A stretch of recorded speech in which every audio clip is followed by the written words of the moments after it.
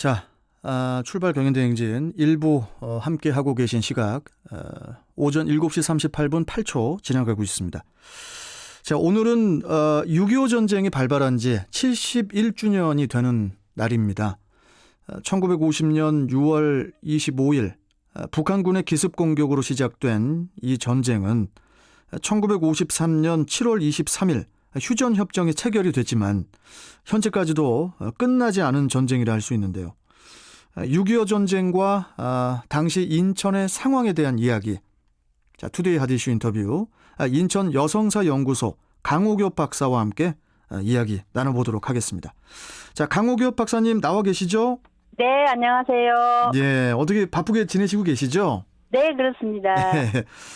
자, 6.25 전쟁에 대해서는 우리 모두가 많이 이렇게 알고 있는 듯 하지만은 실제 있어서는 그렇지 못한 부분도 있는 것 같아요, 박사님. 그렇죠. 70여 년이 지난 지금 그때를 기억할 수 있는 연령층은 아마도 7, 80세 이상이나 돼야 될 것 같아요. 네. 그러나 그렇다고 해서 6.25 전쟁의 전반적인 상황을 다 알고 있다고 할 수는 없는 거죠. 그렇죠. 우리가 알고 있는 대략적인 내용은 이런 거죠. 6월 25일 일요일 새벽 4시에 북한이 탱크를 앞세우고 기습 남침을 했고 이승만 정부는 호언장담만 하다가 낙동강까지 밀렸는데 메가드 인천 상륙작전으로 반격에 성공했다. 이어서 북쪽으로 진군하던 중 유엔군과 국군은 중공군의 참전으로 일사후퇴를 할 수밖에 없었고 결국 휴전에 이르게 되었다. 이런 단편적인 지식 정도가 아닌가 맞습니다. 합니다. 그나마 이제 지역적인 얘기는 많이 알지 못하는 실정이죠. 그런 의미에서 박사님, 네. 6.25 전쟁이 발발한 후에 그때 당시에 인천 지역은 어떤 변화를 겪게 됐나요? 네. 전쟁이 일어난 첫날 이제 북한군은 의정부 북쪽까지 진출을 해서 서울로의 공격 태세를 갖추게 됐습니다. 결국 개전 나흘째인 28일 아침에 서울이 북한군에 의해서 장악이 되죠. 그리고 수많은 피난민들이 김포 방면으로부터 우리 계산동, 부평, 장수동을 거쳐 남하에서 피난을 했는데 이를 목격했던 이제 부평 남동 등지의 인천 시민들은 사태의 심각함을 깨닫고 저절로 피난길을 떠나기 시작합니다. 북한군이 인천 지역을 점령한 것이 7월 4일이니까 발발한 지 9일 만입니다.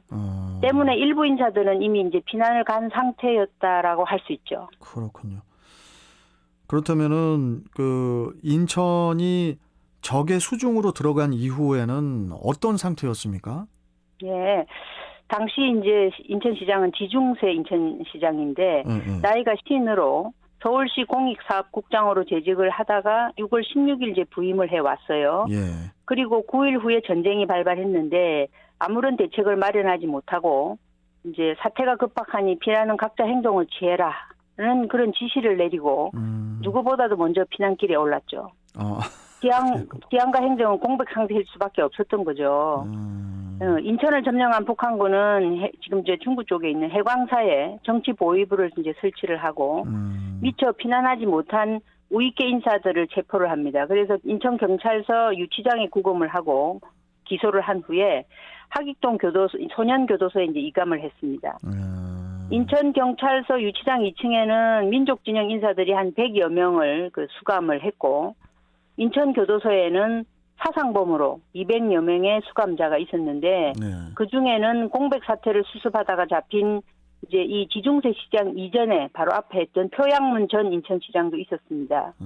그리고 이 전시아의 만행에 대해서는 우리가 TV나 이런 데서 많이 보다시피 굳이 언급하지 않아도 상상할 수 있을 거라 생각이 듭니다.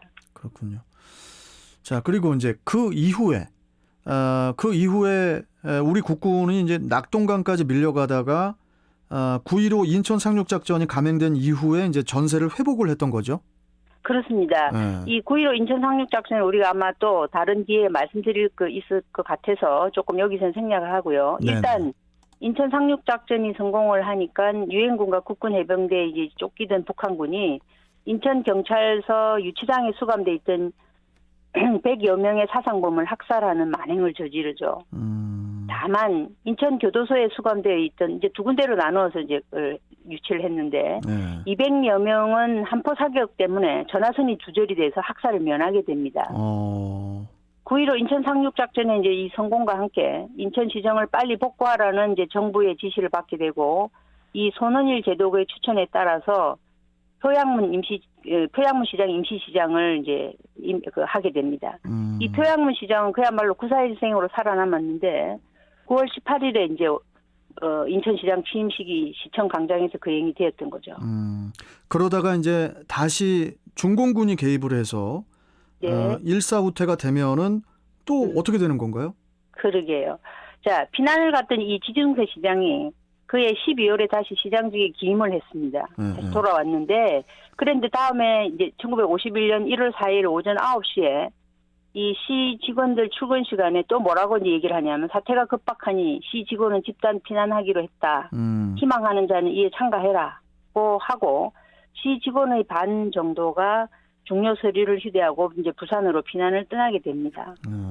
이에 이제 일반 시민들도 다시 피난길에 오르죠. 이게 이제 그 유명한 일사후퇴가 되는데 당시는 어느 해보다도 극심한 그 혹한과 눈보라가 겹쳐서 도로는 빙판이었고 6.25 전쟁 초기의 피난길보다 더 힘든 피난길이 되었던 겁니다.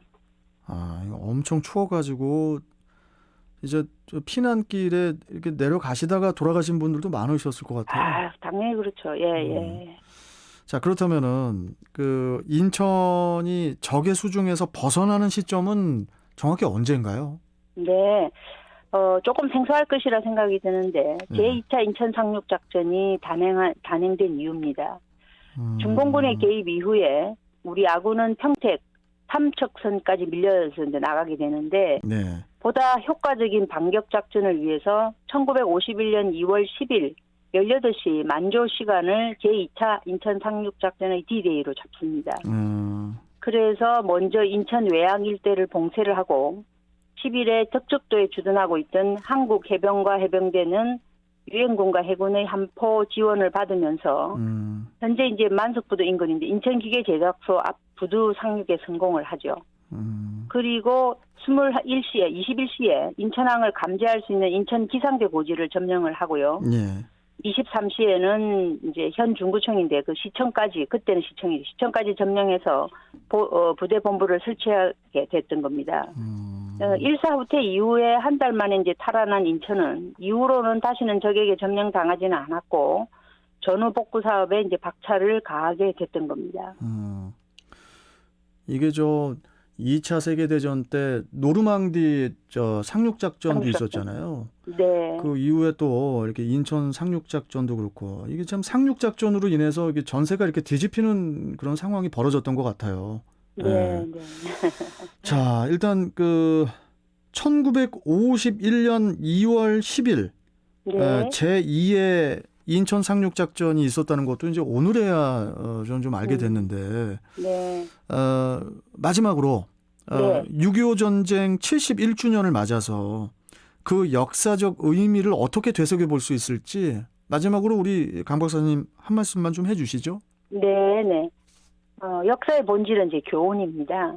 흔히 역사는 기억하는 자의 것이라고 하죠.